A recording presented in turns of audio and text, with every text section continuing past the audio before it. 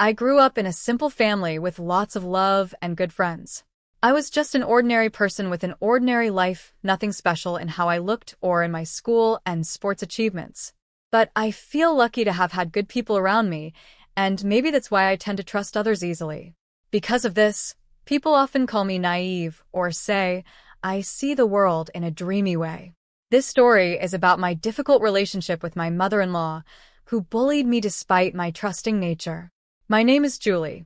I'm 35 years old and work as a salesperson. My husband Scott and I got married a year ago, so I still feel like a newlywed. I used to say, let's have a baby, but honestly, I was enjoying our newlywed life too much to rush into that. Scott's parents live about 40 minutes away from our apartment. His mom, Olivia, often invited us over for dinner, and we'd have a family meal together once a month. Some of my friends worried that visiting the in-laws that often might be too much, but I didn't mind. Scott's dad, Samuel, was great to talk to, and Olivia was sweet. She preferred to work alone in the kitchen, so I was always treated like a guest. I would happily chat with Scott and Samuel until dinner was ready, which was easier than cooking at home. However, one thing started to bother me. One evening, we were at the in-laws' house for dinner again. When I tasted the chicken soup Olivia made, I couldn't help but react.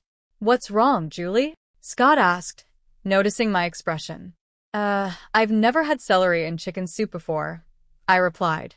It's interesting, but it's delicious, Olivia. Is it? Thank you, there's plenty more, Olivia said.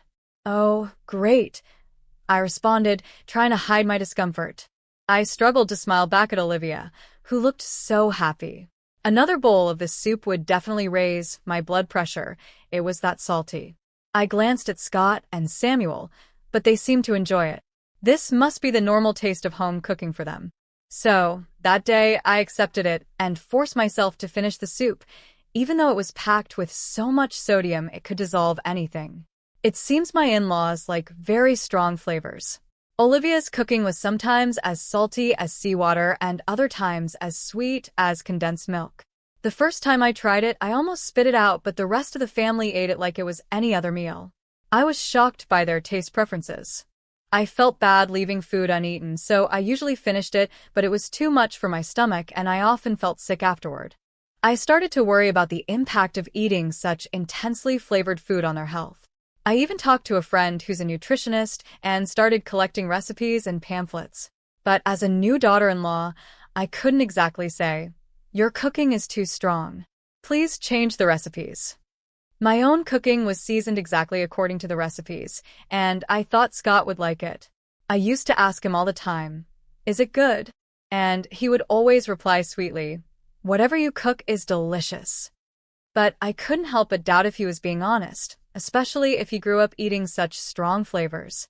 Still, I prioritized our health and continued cooking with normal seasonings. There was one more thing that worried me. Olivia sometimes served salad or bread that was dry and hard. Occasionally, she'd serve partially rotten fruit for dessert. I would quietly remove the bad parts, but I was concerned that my in-laws might get food poisoning sooner or later. One day, Olivia offered me some cookies as a snack. They had expired 5 months ago. Scott noticed and said, Mom, these cookies are expired. Olivia replied, oh no, I'm so careless, and laughed it off. I was relieved at first, but then I was alarmed when I found the same box of expired cookies mixed into the snack bag she gave me on our next visit. This reminded me of symptoms I'd seen before when my grandma developed dementia. But Olivia is still in her 60s. Could she really be showing signs of dementia? I wasn't sure what to do. I wanted to talk to Scott about Olivia's overly salty food and the possibility that she might be showing signs of dementia, but I was too scared it might be too much for him. Then one day, something amazing happened. I found out I was pregnant. I'm finally going to be a dad. Is it a boy or a girl? Scott would ask, rubbing my belly every day with excitement. When should we tell our parents? Should we wait until the end of the first trimester? Scott asked. Well, the doctor has confirmed the heartbeat, but I want to wait until after the 7 weeks checkup to tell them. That way, they'll know everything's okay and they can help if anything happens, I replied. I guess we'll just have to wait and see.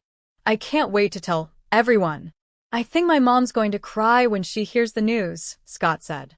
You're right, I said, imagining Olivia congratulating me with tears in her eyes. It made me feel warm inside.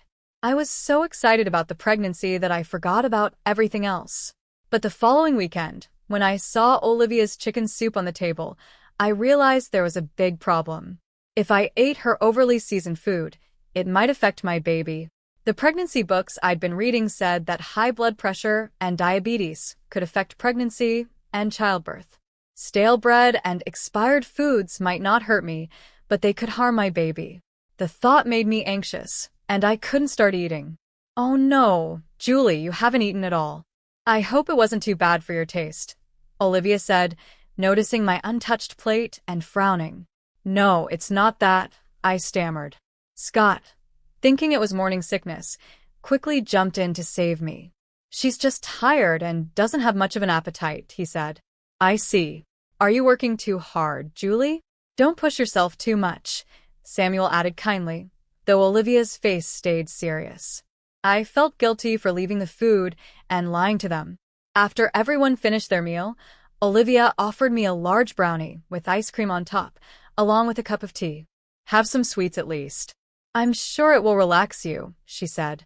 Thank you so much, I replied, thinking how thoughtful she was. I planned to at least take a bite, but lately sweets gave me heartburn. I noticed Scott had taken a smaller piece without the ice cream. I whispered to Scott so Olivia wouldn't hear from the kitchen. Scott, can I switch with yours? Huh? Oh, sure, he said, passing me his plate. I cut a small piece with my fork. It was moist and soft. I took a bite and washed it down with tea. This brownie is a little hard, Scott said as he cut his in half and started to take a bite. Suddenly, Olivia burst out of the kitchen, shouting, No, no. Her sudden outburst made my heart skip a beat. Scott looked just as confused as I was when Olivia snatched the brownie from his hand. Why are you eating Julie's brownie? I gave it to her, Olivia said, sounding panicked. What does it matter who eats it? Scott asked, puzzled. It does matter. That one is expired, Olivia blurted out. The room fell silent. We were all stunned by her unexpected confession. That brownie was old, I asked, confused. I didn't notice because the ice cream was melting on top. My words didn't calm the situation. Instead, they made it clear that Olivia had deliberately tried to hide the fact that the brownie was stale by adding ice cream. Isn't that right, Mom? Scott asked Olivia, his voice calm but full of restrained anger. Olivia quickly tried to backtrack. No, that's not it. It's old, but it's big and still tasty, so I wanted Julie to have it. Then why did you stop me so forcefully from eating it? You gave it to Julie even though you knew it wasn't safe, Scott pressed. No way, I whispered as a chill ran down my spine. I started to realize what was happening. You've been giving me stale food and expired snacks on purpose, haven't you? I asked, my voice trembling. What's going on, honey? Samuel asked, glaring at Olivia. It wasn't on purpose, Olivia insisted, panic in her voice. I just had some leftovers and didn't want to waste them, so I gave them to Julie. That's exactly what on purpose means, Scott said coldly. I can't think of any good reason to make someone else eat bad food that you don't want. But she's not really family, Olivia blurted out. She's an outsider, so why not give her the old food, right? You join my family too, but you've never been treated like that, Scott shot back. Olivia started banging on the table in a panic. As I watched her, my heart sank. The Olivia I had loved so much seemed like a different person now. I was deeply disappointed and couldn't help but wonder if everything I believed about her being kind and nice was just an illusion. I felt even more disgusted now that I knew I had been betrayed. Olivia looked like a distressed demon, trying to make excuses. But something else was bothering me. Was all this just harmless? Or did you make all the food taste so strong on purpose? I asked. What? No, of course not, Olivia stammered. Samuel and Scott were shocked, their expressions tense. Olivia's face showed she knew she was caught. Scott grabbed my bowl of chicken soup. Don't, Scott, Olivia cried out, but Scott ignored her. He took a spoonful, then immediately spit it out. It's like seawater, Scott exclaimed. Samuel tried some from the side I hadn't touched and scolded. Julie, have you been eating this kind of food all along? Yes, I thought this was just how it tasted here since you and Scott ate it too, I replied. That's because ours was normal. I see, so that's what happened, Scott said, realizing what had been going on. His shoulders slumped as if all the strength had left him. How could you not realize? Was it more than just bad flavor?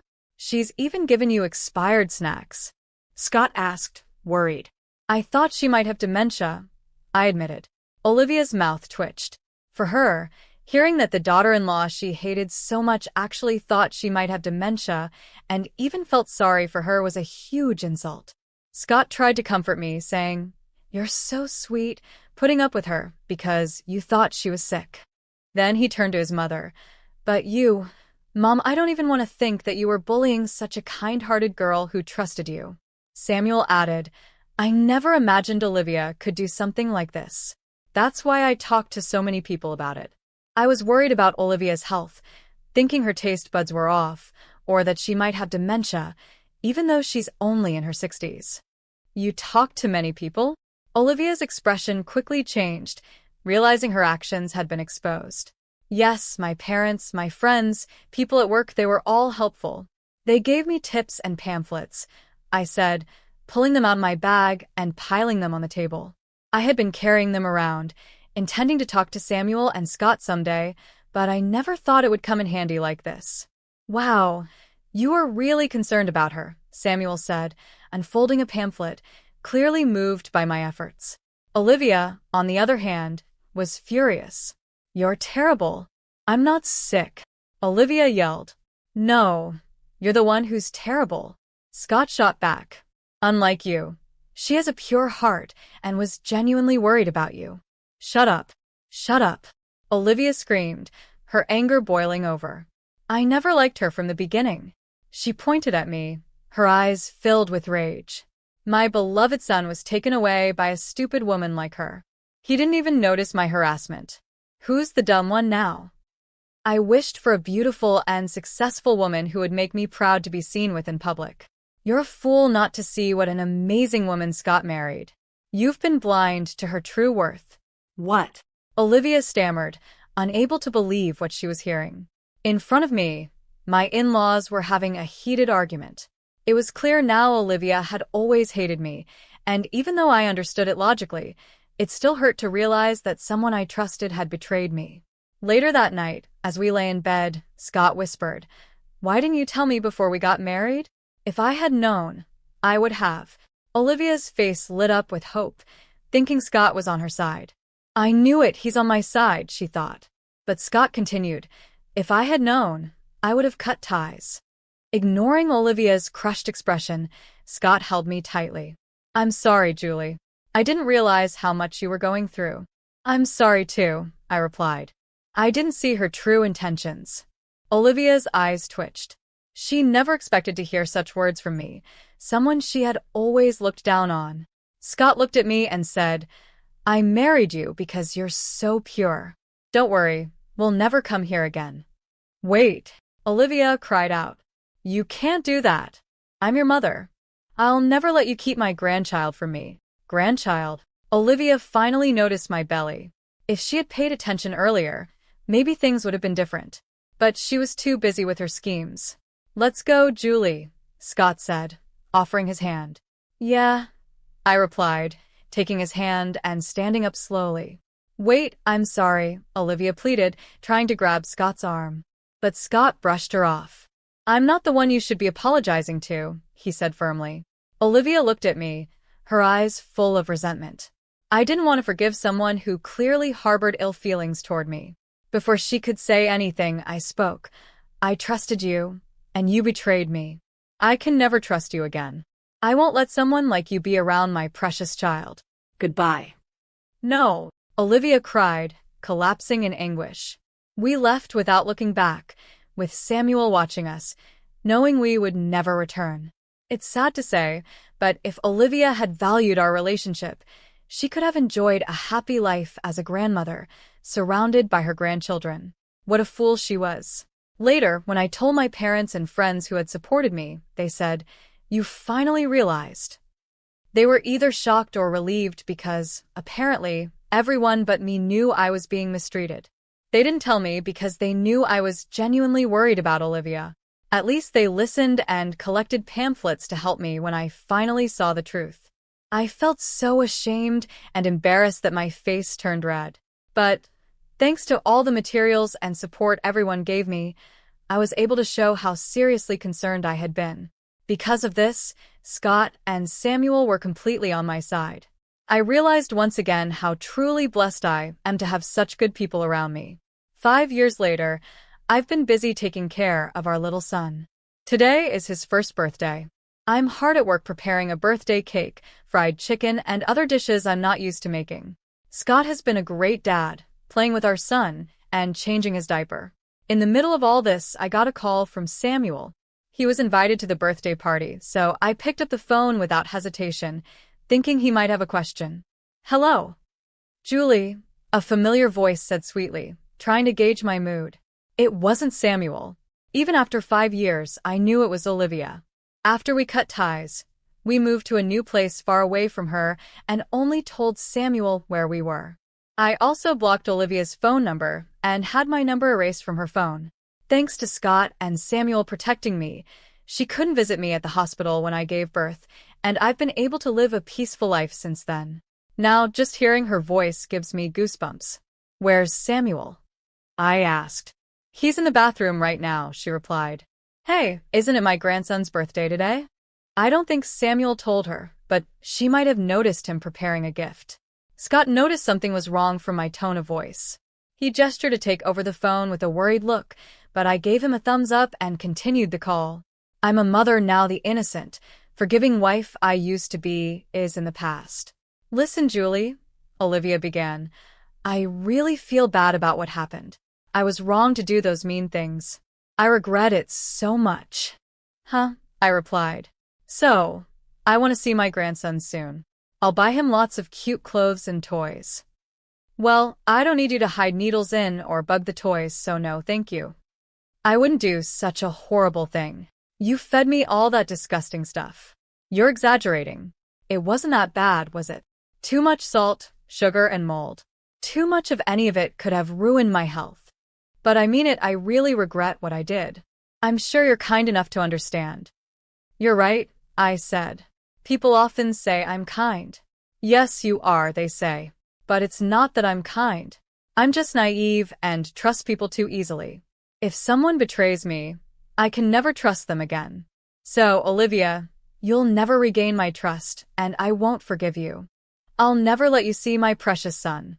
"Wait, Julie." Olivia's voice was desperate, but I heard Samuel and Olivia arguing in the background. I quietly pressed the end button. "Sorry about that," I said. Scott sighed in relief, placing his hands on my shoulders. "You're getting stronger, Julie." "Of course," I replied. "I'm his mother." Our son lay content in his crib. When he saw me, he flapped his hands happily. I picked him up and rubbed my cheek against his. His small, soft body and the faint scent of milk from his mouth filled me with a deep, protective love.